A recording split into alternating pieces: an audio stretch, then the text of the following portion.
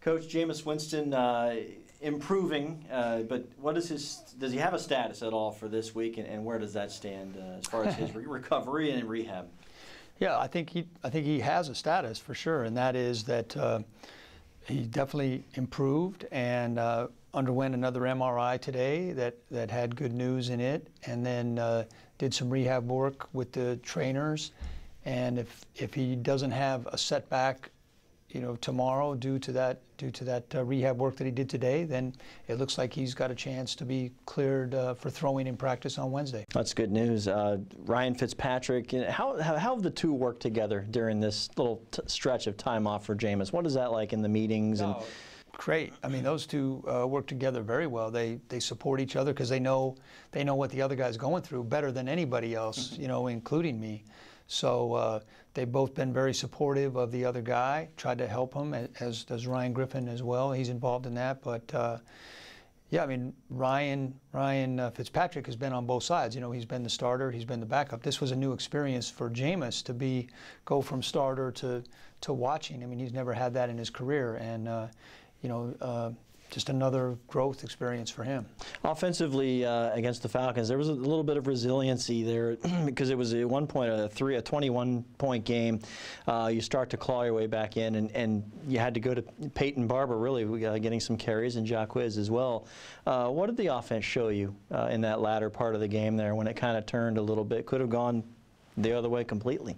Yeah, when they came out and scored that first drive of the third quarter to make it a 3-score game, yeah, I was nervous that it could really get away from us, and then the offense put together that long touchdown drive. Doug was out. I thought all three of our backs, it started with Jacquizz, but Peyton and Charles Sims all had contributions in there. Ryan, we had 3 offensive linemen that had to leave the game and then later come back. And, to come back after those injuries, it was questionable if a couple of those guys were going to be able to come back. I just thought there was a little bit of grit showed there. They got it back to a 1-score game.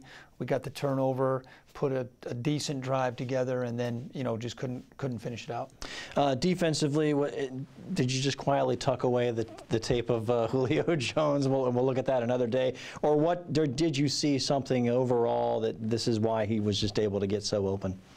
Well, I've been on the other side of that coaching in Atlanta. I've seen that movie before with Julio. I mean, he's one of the best in the league, and the guy throwing it to him was the reigning MVP. He's one of the best in the league. With that said, defensively, probably our worst outing of the year overall, and there wasn't much positive. We had breakdowns in every area, and we tried a lot of different stuff, and none of it worked. We couldn't get pressure on the quarterback, and we couldn't slow Julio down.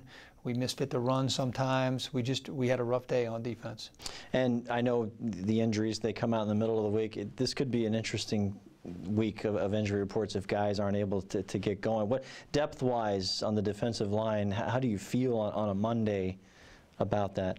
Well, when you first start looking at it on Mondays, you never feel good. And interesting, your word wouldn't be the word that I would use. I would use, scary. I mean, because this was a very physical game, and this is probably the most nicked up overall we are as a team. We're going to have to see. It takes usually Monday and Tuesday to sort everything out. On the positive side, we're hopeful that we'll get Robert Ayers back in that D-line rotation that you asked about. And, the 2 previous weeks he had played his best football of the season. But there's going to be some movement this week, and all teams have to go through it. And, when you play 11 straight weeks, it's just part of the natural and unfortunate attrition of the NFL. And one last question. Coach Monken was mentioned. This is we call it the silly season for college football. There's openings everywhere. How does it affect the staff, whether coach is interested or not? How does it affect the staff and the preparation? How has he handled it, just even hearing his name out there?